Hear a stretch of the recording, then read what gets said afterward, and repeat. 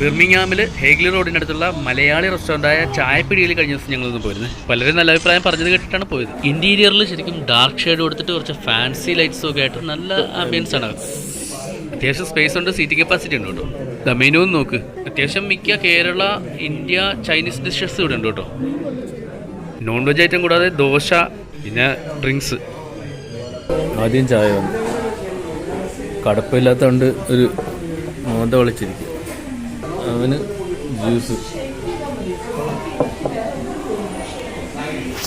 ഇപ്പോൾ കുഴപ്പമില്ലല്ലോ. കൊത്തു പൊറോട്ട എത്തിയിട്ടുണ്ട്, മുഖം തെളിഞ്ഞു. ചട്ടിച്ചോറ്. ഇതിലെന്തൊക്കെയുണ്ടോ നോക്കാം. മീൻകറി ഉണ്ട്, മീൻ വറുത്തത്, ബീഫ് ഫ്രൈ, അവിയൽ, തോരൻ, ഒരു തോരൻ, പപ്പടം, മുട്ട പൊരിച്ചു. ഇതിലൊരു സൈഡ് എൻ്റെ കിഴി പൊറോട്ട തലക്കട.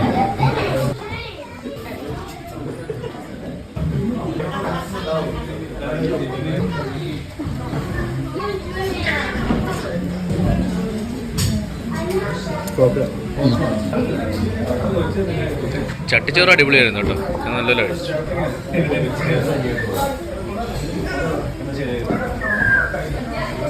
ആഹാരം കാണാത്ത ആക്രാന്തം മൂത്ത് കഴിക്കുവാണോ?